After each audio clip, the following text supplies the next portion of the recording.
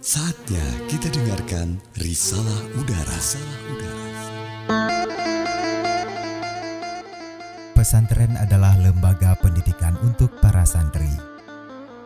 Lembaga ini merupakan pilar utama Ahlussunnah wal Jamaah. Kebanyakan pesantren berafiliasi dengan pandangan keagamaan yang dekat dengannya. Di Aceh, pesantren disebut dengan nama Daya.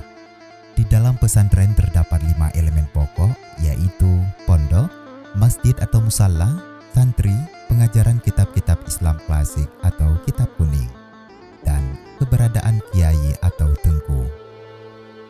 Pondok atau bilik adalah asrama tempat para santri menginap sehari-hari.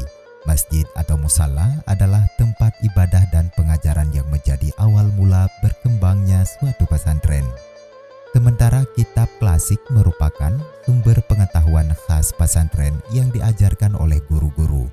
Pengajaran kitab klasik adalah elemen dasar dari keberadaan pesantren. Para santri belajar kepada guru melalui jenjang-jenjang yang bertingkat, mulai dari belajar kitab kecil yang berisi teks pengantar sederhana hingga kitab sedang. Kitab klasik yang dipelajari di pesantren secara umum adalah kitab-kitab klasik yang kategori mazhab, fikih, tasawuf, kalam, tafsir, hadis, dan lain-lain, ditambah dengan ilmu alat atau tata bahasa Arab dalam bentuk kitab matan, syarah, komentar atas komentar atau hasyiah, terjemahan, dan ringkasannya.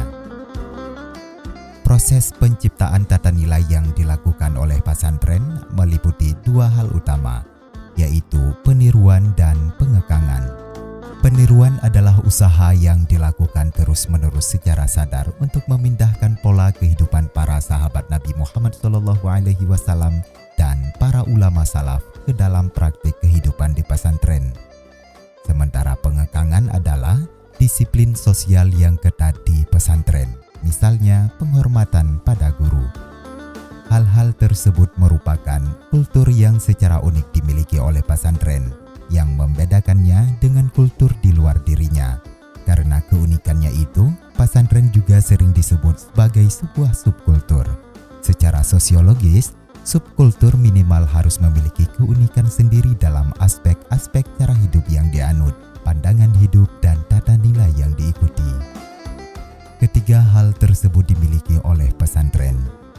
Pesantren juga merupakan subkultur yang dapat diartikan sebagai sebuah kultur yang relatif lebih kuat daripada masyarakat sekitarnya. Ini dapat dilihat dari kemampuan pesantren untuk melakukan transformasi total dalam sikap hidup masyarakat sekitarnya.